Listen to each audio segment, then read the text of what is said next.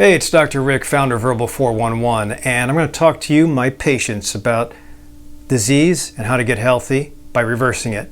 If you're not one of my patients and you do need a doctor or an integrative medicine coach of some sort, then I'll put the link in the description down below. You can always see me in my office in Hoffman Estates, Illinois, or virtually. I do virtual visits from around the world. I got one of my patients from the Netherlands really healthy, and she might not need me anymore, but it's nice when you see patients get healthy and they don't need your care.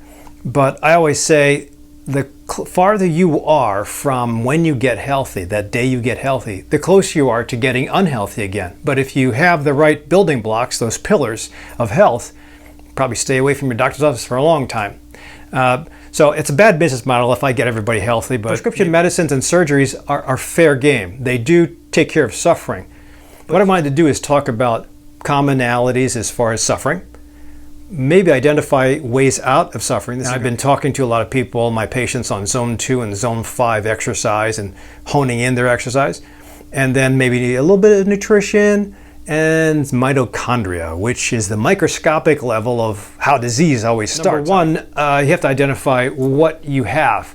If you have, no matter what age, whether you're in your 20s and 30s or 40 and above, if you have fatigue, if you have decreased energy, if you have chronic infections that go back to back, if you have aches and pains, joint swelling, if you have high blood pressure, if you have cravings that you can't control, if you have mood that just doesn't help, that could be something that's going on that can be fixed. Whether it's in the brain, in the muscle, in the metabolism, there's always a way around it, unless it's a genetic disorder. But if it's a genetic disorder, it should have been found.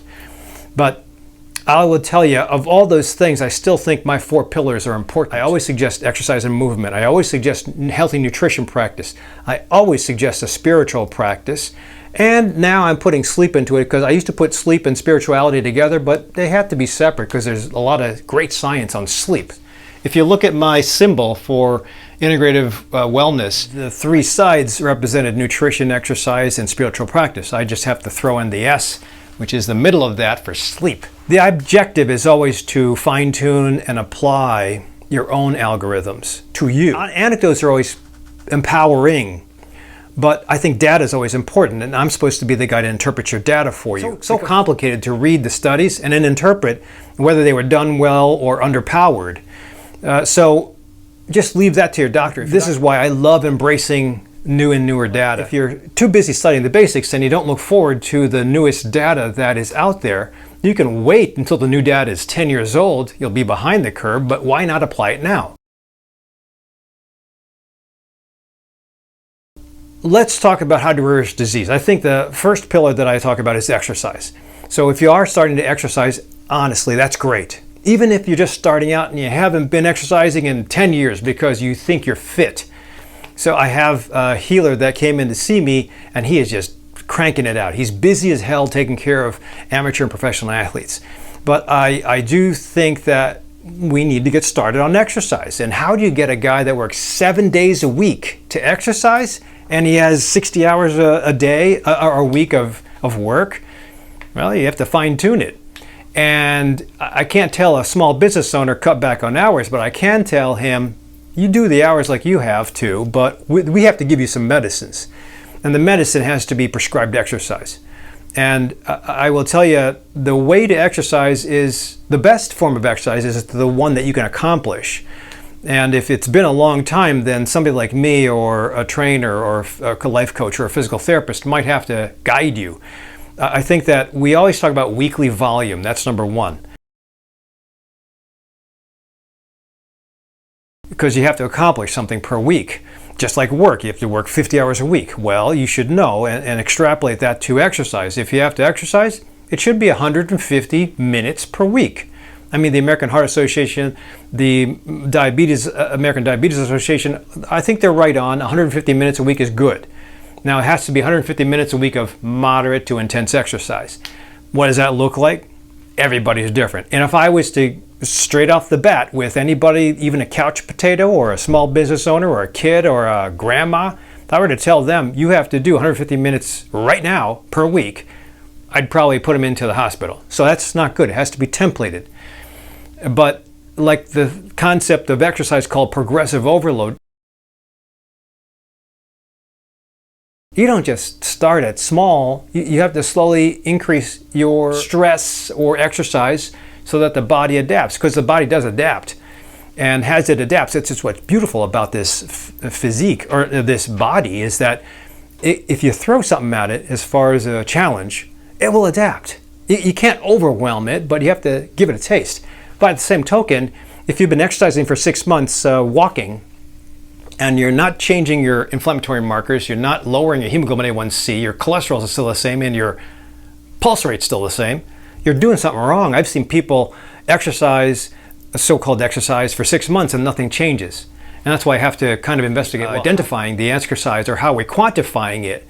And I think these wearable devices are great because you can exercise on your own, but you give me the data of what you're doing and I get the proof of how much you're straining. So perceived exertion is fair. Relative perceived exertion, RPE, is important to understand as far as what a patient is going through. If a patient says, I am at level 10 for RPE, relative perceived exertion, that means they're short of breath, they can't get a whole word out, and they're just about to fall to the ground. That's fair. That depends on the patient. So if I have a new beginner start up with exercise out of nowhere, they'll probably be at a 10 out of 10 RPE. The question is, will they adapt? Yes, hopefully. Will they injure themselves? Well, no. That's why I have to put the brakes or give them a little taste, micro doses. And then when they're ready, macro doses. And then when they're really ready, I'll challenge them with zone 2 and zone 5 training. So it has to be 150 minutes a week. Now, 80% of that 150 minutes should be zone 2. And then 20% of 150 minutes should be zone 5. Cyclists today are really built on data. I mean, they'll get FTPs, they'll get wattage from their measurements, and that's beauty. That's a beauty because with that data, he'll be able to fine tune and get the exacts of how to squeeze the most out of a human being. Now, you and I are probably not elites like that, so we can take the information, but we can apply it at a lower level. And that's where zone 2 and zone 5 training comes. If they, elites, the fastest men in the world, can work in zone 2, and I'll explain zone 2 in a second. I just might explain to you now. Zone 2, there's several formulas for figuring out your zone. There's zones of exercise. Typically there's 5 zones. 5 is the nastiest, and it's the most painful. At 61, I can't hit my zone 5. Well, I can touch it a little bit, but you're supposed to sustain zone 5 training, heart rate, relative perceived exertion for at least 30 minutes, 15 to 30 minutes. At my best, I can just touch it, but I usually drop down to zone 4, usually hang out in zone 4, zone 3, but if I look at my average, it might say I peaked at zone 5, but I cannot sustain that. I just can't do it. I'll try, I'll shoot for that goal. One of these days, maybe I'll find the right combination of cardio, jump roping, resistance training, crossfitting, body weight exercises, but I haven't found it yet. But that's my elusive target, and I'm gonna make it my goal for the next 9 years till I turn 70. And then I'll probably say, I'm not gonna do that anymore. So I used to be a competitive bodybuilder, and bodybuilders don't really get into zone 5. Bodybuilders get into zone 2 all the time, and I think we get really big and muscular and strong, and strength is important and has to be worked into that 150-minute formula. I think targeted resistance exercise, everybody knows it. You don't need any fancy equipment, and that's the beauty of just starting out. You don't have to have fancy equipment. You can do, if your coach designs it right, you can do all this stuff at home. But bottom line is that whether it's the guy that's just starting out or some of my elite cyclists that already know what to do, I will try to push the envelope so that they metabolically adapt. And when you adapt, you get stronger. As you get stronger, you become more efficient. The blood pressure goes down, you get more energy. You've already reversed some of those initial symptoms I talked about. Fatigue, decreased energy, weakness, body aches, immune system sucks, elevated cholesterol and lipids or glucose. All those things are things you're supposed to pick up when you're in your 70s, but in the United States, man, we're picking it up in our 30s. That's just destroyed. There's something wrong with that. You have to invest a little bit of exercise, a little bit of the right eating, and you have to give up some of the stuff that your friends and your surrounding communities are probably really imbibing. So, and then we're going to get challenged because of Halloween, Thanksgiving, Christmas, Hanukkah, and then New Year's. But if my patients are playing their cards right, they're paying for it right now so that they can enjoy without guilt. Beginner to advanced, 150 minutes a week. 80% of that has to be zone 2, and zone 2 is usually extrapolated. There's a couple of different formulas. The easiest I can say is usually extrapolated by putting 220 minus your age and then taking 60 to 80% of that number. 220 minus 61 for me puts me at about 150. That's my maximum heart rate.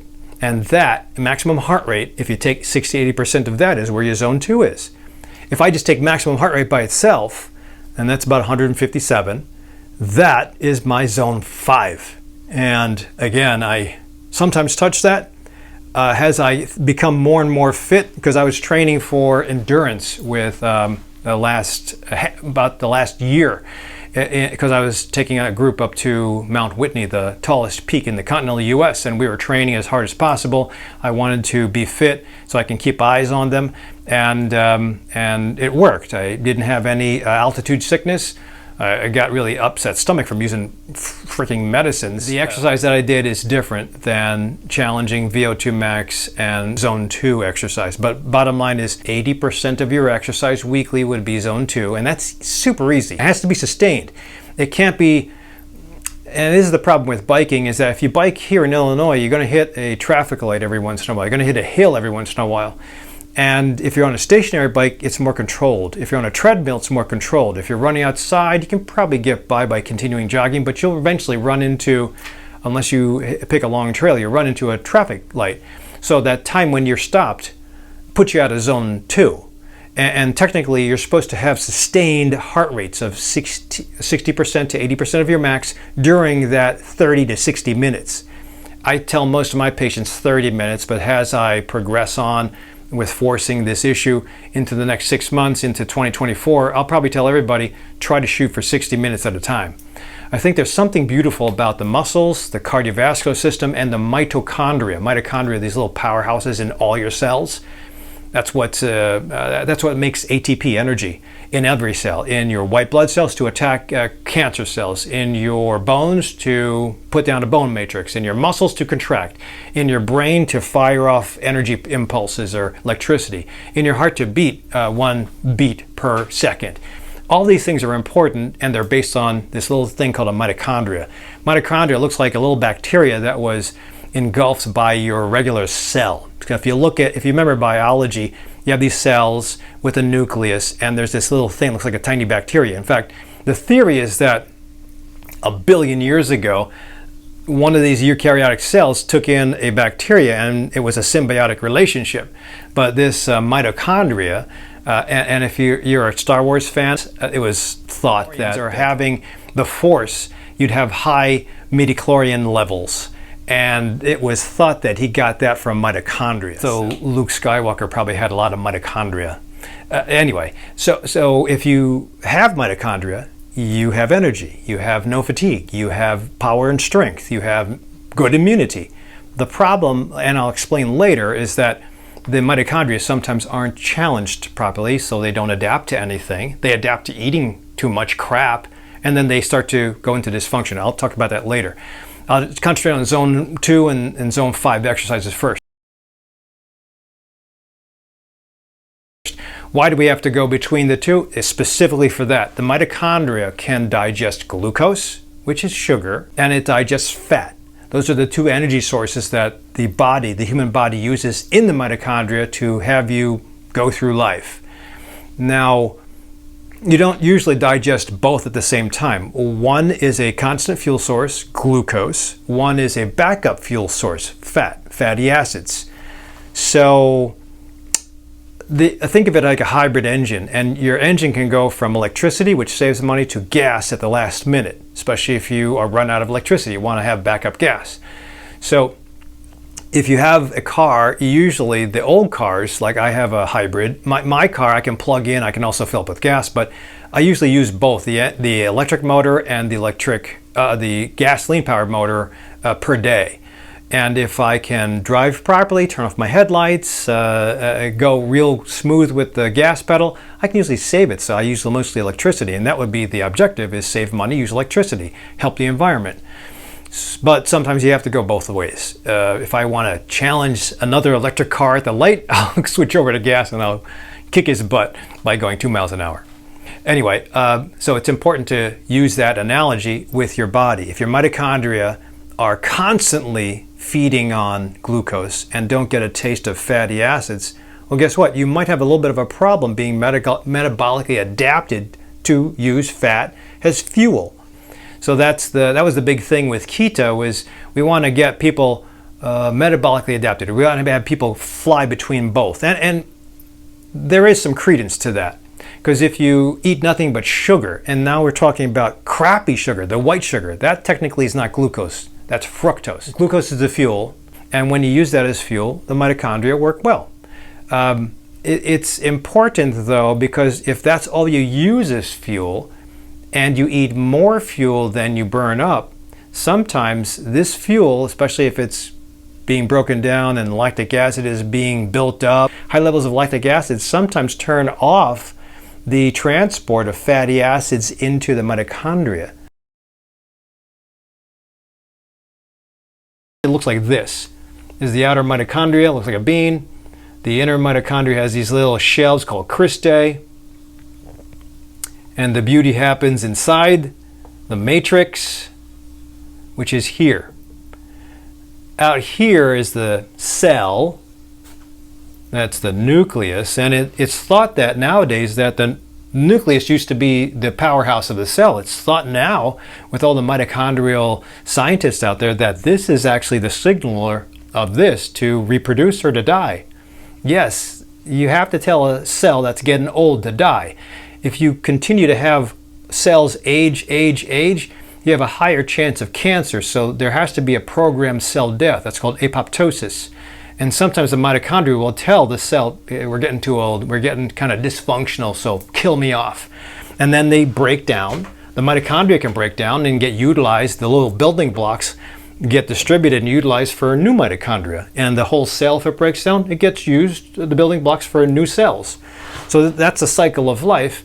If you have a cell that lives on and avoids destruction, well, that's called a cancer cell, because they are elusive to white blood cells. White blood cells, like killer T cells, they go around looking for old cells, weird looking cells, foreign cells, and they kill them.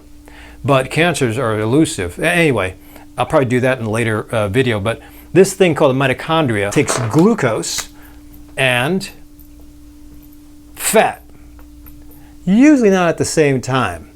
So typically, I'm just going to summarize it. Typically, you'll have glucose during zone 5 and then fat during zone 2. So that's one of the reasons why you want to do zone 2 most of the time and then zone 5 occasionally. But you do have to do both. I hate to say it, you have to do both. Because if you're just a zone 2er, I mean, you're utilizing fat for fuel, it's getting through. There's carriers that take this fat through here and then utilize it in here as pyruvate, goes to acetyl-CoA. We don't have to talk about the Krebs cycle or tricarboxylic acid cycle, TCA cycle, Krebs cycle, citric acid cycle, the cycle that makes ATP. And when I guess I should talk about that a little bit, because whether you use fat as fuel to go into this mitochondria, zone 2 will do that. It's enough of an exercise routine to cause a demand, but it doesn't need the glucose. Glucose is usually needed for power and fat and fast and strength. Fat's usually utilized for easy stuff. And if the zone 2 is done frequently, guess where the fat gets pulled from? It gets pulled from your tummy. It gets pulled from the visceral fat in your tummy, gets pulled from the subcutaneous fat here. That's where the storage is. That's why we store stuff like that. Now, if you're storing fat in your liver, in your heart, in your muscle, that's too much fat. That's going in the wrong place. That's screwing up everything. But if you just have a layer of fat, and or a little bit of visceral, that's fair, because you have depot that the body can use as fuel.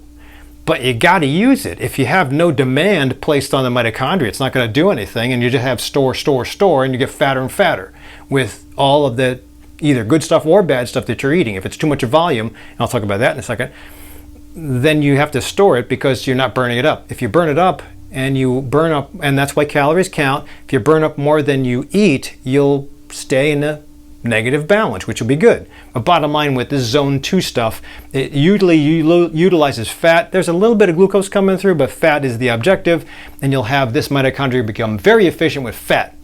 Now that's 1 to 5 days a week. That's the suggestion at moderate exercise intensity. Now zone 5 is intense. Again, that's heart rate max. And I calculated for a 20-something-year-old, and it said 197. I thought, holy mackerel. Heart rate max, 1 to 2 times a week, 1 to 2 days a week will be important. This one is 1 to 5 days a week. So typically this is necessary because it burns glucose. So glucose, the typical thing with glucose is, those of you who study biochemistry, glucose is a 6-carbon chain. I'll see if I can do this properly. It comes in a boat formation. There's 6 carbons, 6 oxygens, and 12, I think, hydrogens. But this gets broken down into pyruvate or pyruvic acid, and that gets broken down into acetyl-CoA. Acetyl-CoA can pass through. It all happens in the cytosol, but acetyl-CoA can pass through here, gets shunted in, and it goes through the Krebs cycle using oxidative phosphorylation and then the electron transport chain, and you get 30 ATP. Really awesome. If you just do this out in the cytosol, you get 2 ATP, which is fair, and that's maybe where the eukaryotic cells without the mitochondria were making 2 ATP, so they would survive. But when they saw this microorganism, this bacteria come along, they ingested it, and the bacteria stayed inside. Now you got 30 ATP. Adenosine triphosphate is an energy packet. I used to think of that as sugar when I was in high school, and when I would run, I used to run too, I guess. I remember doing 10 miles, and I'd keep Domino's sugar cubes in my mouth, thinking that that was my energy source. I mean, the data was terrible back then. So, and I didn't know anything. I was a kid. But I used to pop that in, and little did I know I was probably causing a liver problem and bad acne. So anyway, back to zone 5, 1 to 2 days a week is important, but it's only there because it's so damn painful to do that. And nobody can sustain it that long. If you're doing this all the time, you'd be fatigued. So that's why it's a lot easier. In fact, if you look at all of the professional athletes, the elites, the world-class athletes, they usually will hang out the majority of the time in zone 2. Now, their zone 2 is much better than ours, but it's still the same. If you have a pound-for-pound elite at 61 and then me at 61, they'll be more efficient with their lactate clearance than me. And I don't want to get into lactate just yet, but that is a byproduct of this cycle. When it goes through the Krebs cycle, whether it's glucose or fat, you get lactic acid.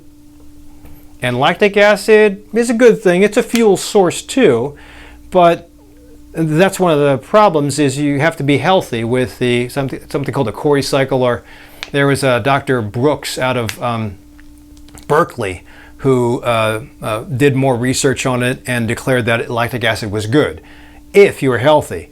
Now, a good lactate level is a way, if that's the scientific way to figure out your zones, or if you're in zone 2, but it's really expensive to get lactate testing. I could test you to see if you're efficient, but you have to do it right after you come off the track, and it's just too hard.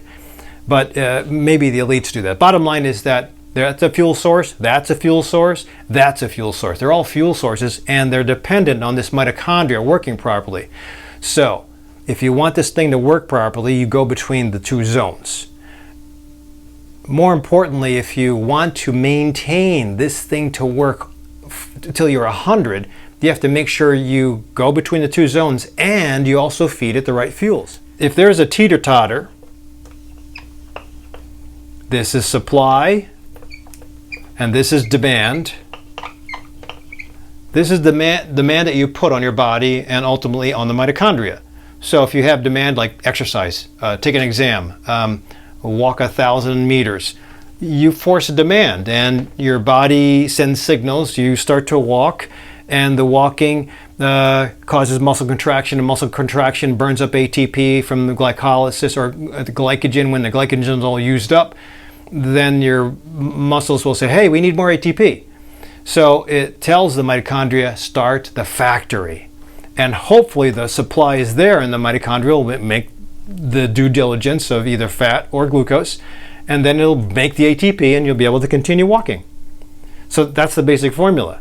But if you don't do anything on the demand part, by not exercising, the mitochondria go into dormancy. They go to sleep. And when they go to sleep, they don't reproduce. When they don't reproduce, yeah, if you remember binary fission where you cut this thing in half and it makes two, it won't happen.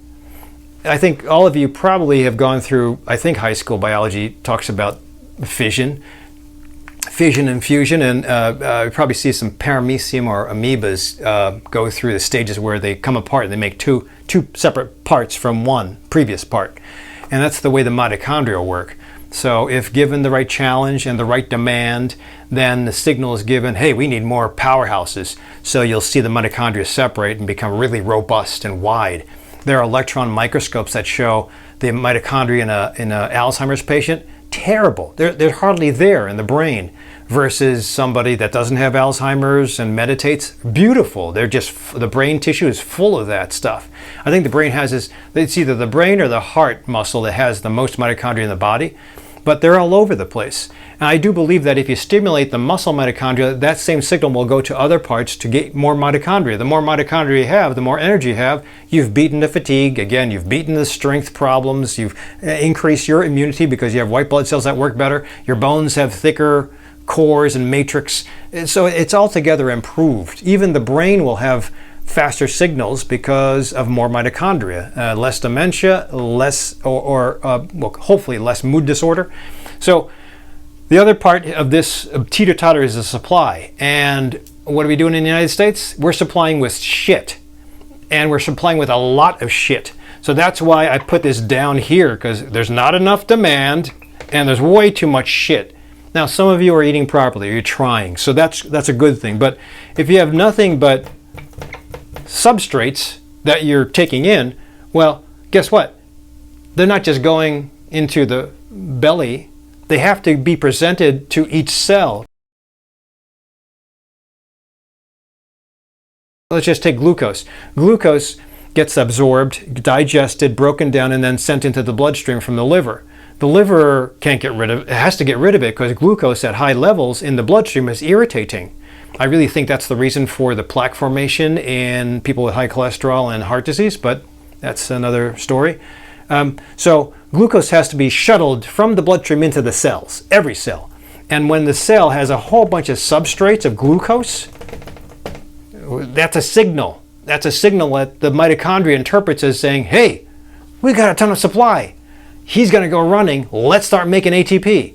And when it makes a whole bunch of ATP because it starts to digest all these substrates, and yet there's no demand, there's no place for the ATP to go. So what happens? You develop something called ROS. ROS is a reactive oxygen species. That's the thing that you're supposed to take antioxidants for, because you have a lot of reactive oxygen species. Because this thing was turned on, the factory is turned on, but the conveyor the belts aren't working to get the product into the trucks.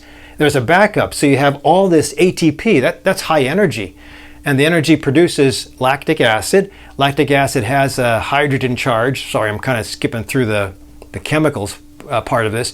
The hydrogen charge causes a very positive gradient, and it irritates and destroys these little things called complex 1, complex 2, complex 3. There's these complexes in there that are responsible for electron transport chain, and the bottom line is too much hydrogen causes an acidic environment. The acidic environment causes this thing to break down. So it doesn't necessarily die, it just dysfunctions and it gets into the crappy looking Alzheimer's disease kind of mitochondria. And not only that, it doesn't know I have to die, it just goes through mitochondrial dysfunction. And it also doesn't get triggered into mitochondrial biogenesis. So it doesn't replicate. It just sits there not working properly, and it has a whole bunch of reactive oxygen species. I said before that there's a issue with cancer. Well, reactive oxygen species is right next to the chromosomes of the body, and guess what happens? You can actually trigger issues. That's my hypothesis. But you can actually trigger issues where you have no cell death and then these things live on. Cancer. So I think it's important to realize this whole process. I hope that wasn't too science-y, but I think you'll understand that it goes back to the supply and demand. So eating properly and then doing the demand. Increasing your demand would be important. And how do you increase demand? Zone 2 and Zone 5 exercise. So it brings us right back to the reason that we started this. To take care of fatigue, take care of obesity, take care of painful joints that don't heal up, take care of demotivation from mood disorder, take care of hypertension, take care of cholesterols that are sticky due to glucose being way too high. I think all those diseases that we see of modern day, I mean, honestly, type 2 diabetes wasn't for kids before. Now everybody's getting it. It was supposed to be the diabetes of old age. Now everybody has type 2 diabetes. And that's because it's overabundance. It's too much eating and not enough exercise. So the imbalance is there. Which again brings me back to, why do I love what I do? Because every person, I can tell every person to exercise and eat right and live long without disease, but it takes a personal plan, because not everybody fits into that cookie cutter. It's just a suggestion. Zone 2 and Zone 5 look different for me than it might for you. And the type of demand or the type of rest that I do and you do would be different. The spirituality I practice would be different from yours. But if the pillars are answered, then the longevity formula is possible. And even if you live a long life, if it's a crappy life, that's not good either. So it has to be a long life and a productive life and a healthy life. So disease has to be minimized. I don't know how long I'll live. I think being a small business owner, I think sucks, because I get hit with taxes that I never tasted before, but I'm learning.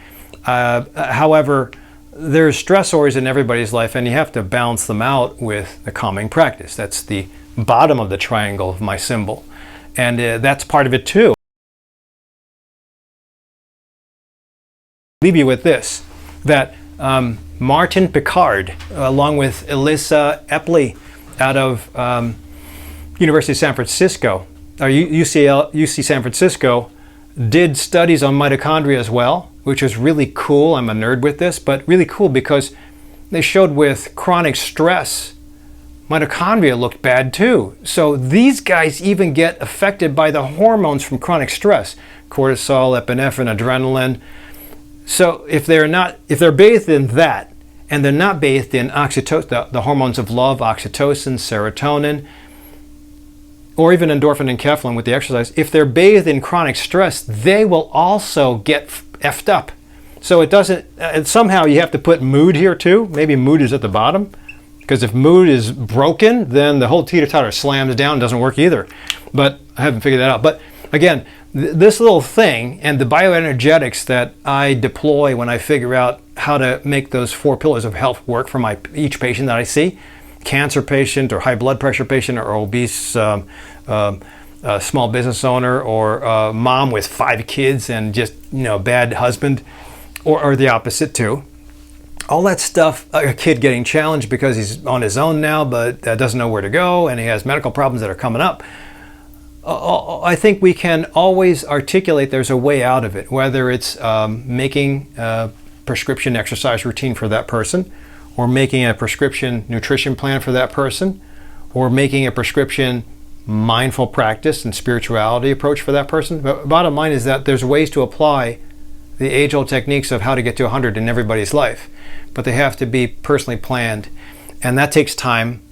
And unfortunately, my colleagues who are working under insurance and getting a huge paycheck, they don't have the time, because they have to work for their pay, and they have to see patients pretty quick. And I sometimes take way too long, sometimes 2 hours, but usually at the end of 2 hours, I have a plan that somebody can deploy And when somebody is given a plan to deploy, they will take it and bite at the chomp to do as much as they can until they can't do anymore and they come back and see me. So there's something, even if the homework is huge and I can fill up this board with homework and it looks like a map of a whole bunch of crisscrosses, but it's always a narrative and it's always direction, and I think that's what bottom line gets people healthy. So hopefully I didn't go into too much of a tangent and you see where I'm getting at when it comes to exercise and nutrition and mindful practice.